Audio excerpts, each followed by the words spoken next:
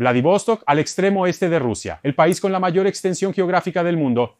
Una ciudad interesante y estratégica para el país. Echemos un vistazo de cerca a la ciudad más interesante de Rusia.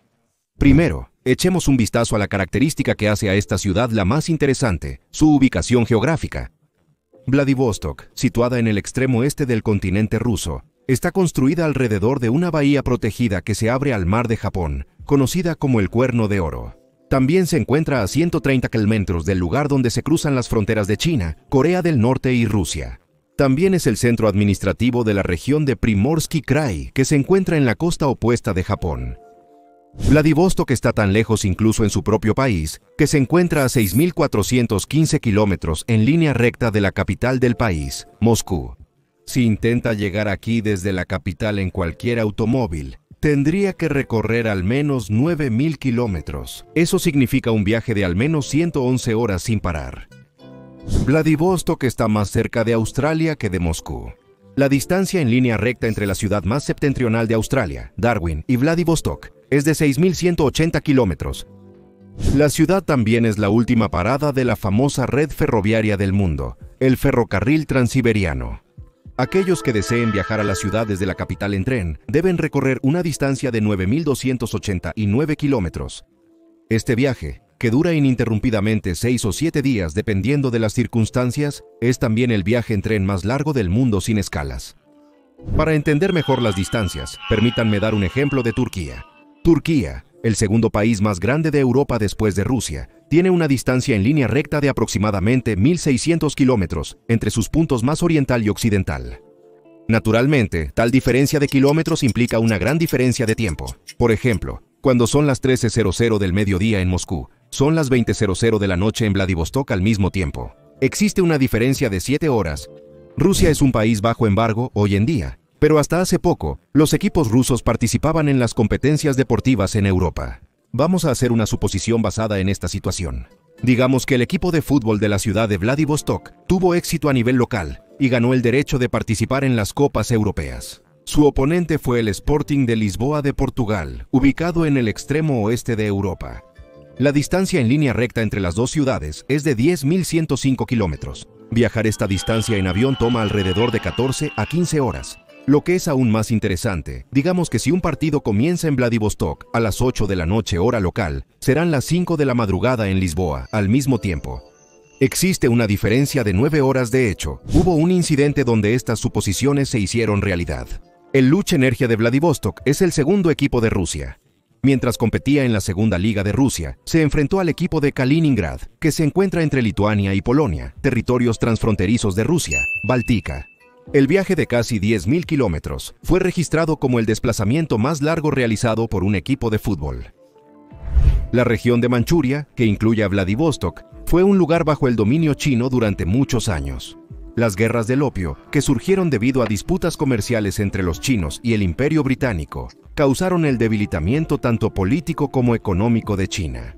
Aprovechando esto, los rusos comenzaron a ejercer presión para tomar el control del norte del río Amur, que atraviesa la región de Manchuria.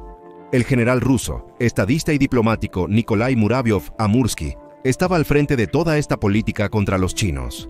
Como resultado del Tratado de Aigun firmado con China en dificultades después de la Primera Guerra del Opio, los rusos se apoderaron de las tierras al norte del río Amur.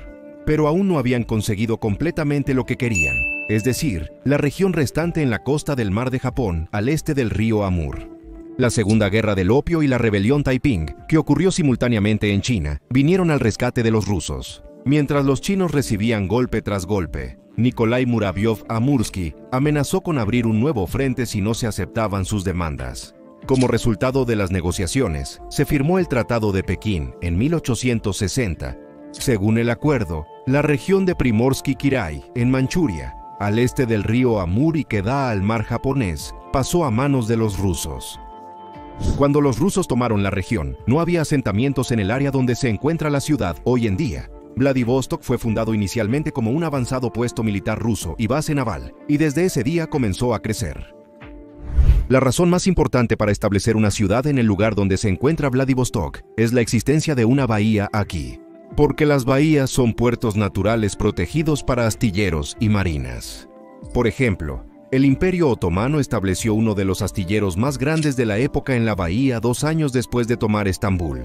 El Tersane-i Amir también se convirtió en la base central de la Marina otomana. A pesar de tener vastas tierras, Rusia es un país desafortunado en términos de mares. Han enfrentado la misma desdicha a través de la historia. Incluso esta situación a menudo se menciona en debates sobre historia, como la política de los rusos de llegar a los mares cálidos.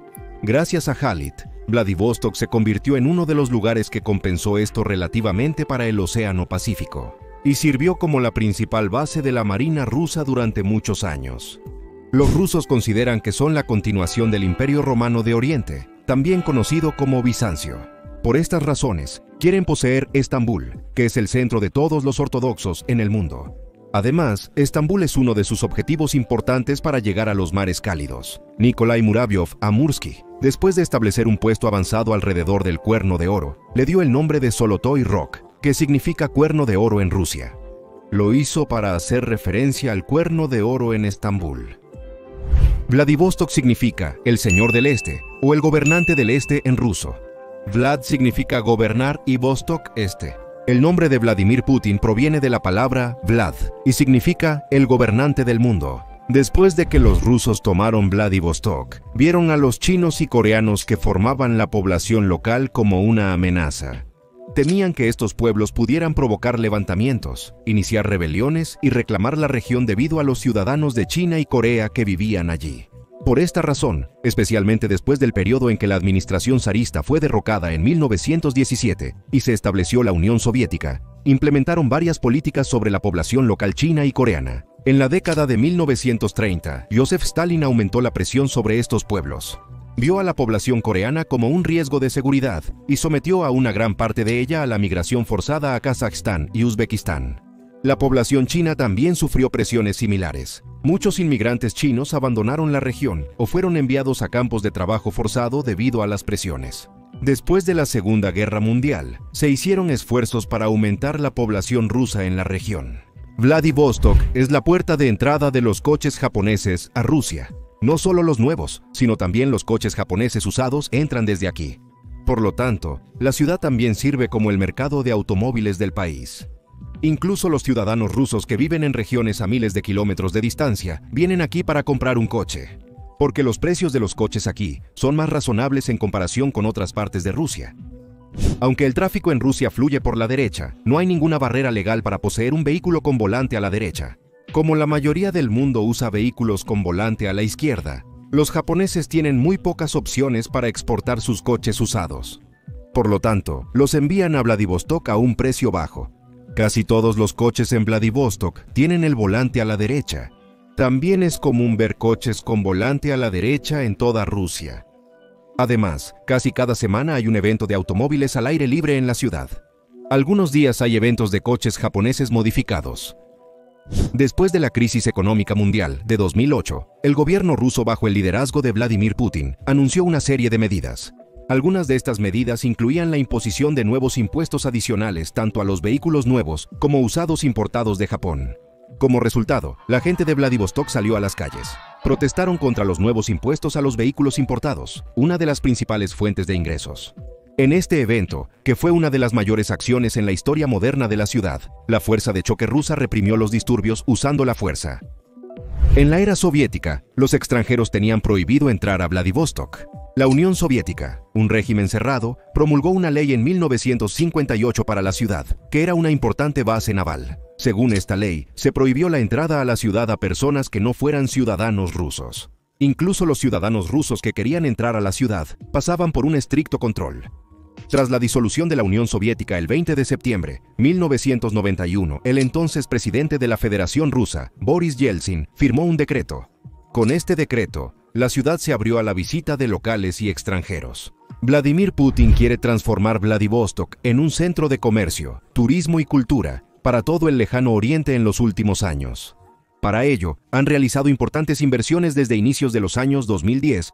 El año en que estas inversiones alcanzaron su punto máximo fue en 2012, porque ese año se organizó la Cumbre de Cooperación Económica Asia-Pacífico en la ciudad. Gracias a esta conferencia, experimentó un gran cambio. La expansión de la ciudad se extendió hacia la isla Ruski, ubicada a solo 3 kilómetros de distancia. Con el objetivo de albergar la cumbre, se construyó un nuevo campus para la Universidad Federal del Lejano Oriente en la isla.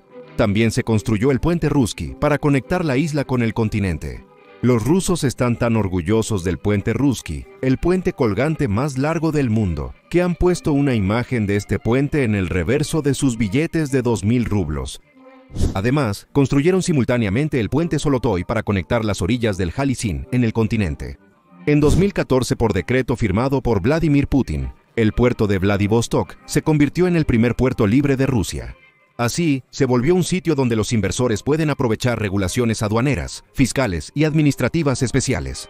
El 3 de diciembre de 2018, por otro decreto de Putin, el centro de la región federal del Lejano Oriente de Rusia se trasladó de Khabarovsk a Vladivostok. Una cumbre celebrada en Vladivostok durante la Guerra Fría ha moldeado la historia reciente del mundo. La Guerra Fría también fue una carrera armamentista. Los países comunistas liderados por la Unión Soviética y el oeste liderado por los Estados Unidos se armaban frenéticamente uno contra el otro. Anton Chekhov, escritor ruso, tiene una famosa cita: si se muestra un arma en una escena, definitivamente se disparará. Durante la carrera armamentista de la Guerra Fría, también se temía que las armas explotarían en algún lugar y que habría una nueva guerra mundial. Justo en este tipo de ambiente, en 1974, se organizó una cumbre de control de armas en Vladivostok. El presidente estadounidense Gerald Ford y el líder soviético Leonid Brezhnev acordaron en esta cumbre limitar las armas nucleares y estratégicas de ambos lados. De esta manera, ambos lados tendrían la misma cantidad de armas nucleares y estratégicas. Esta decisión evitó un gran peligro. Por supuesto, también surgieron diferentes afirmaciones relacionadas con la cumbre. Algunos comentaristas políticos afirmaron que no solo se llegó a un acuerdo sobre las armas en esta cumbre, sino que también se dividió el dominio mundial. Vladivostok se ha vuelto un destino de interés para los turistas chinos y japoneses en la actualidad. Muestran un gran interés en esta ciudad de cultura occidental cercana a su ubicación geográfica. Además, pueden acceder a diferentes opciones de entretenimiento nocturno en comparación con sus países de origen. La ciudad, con 600.000, recibe 3 millones de turistas al año, principalmente del Lejano Oriente,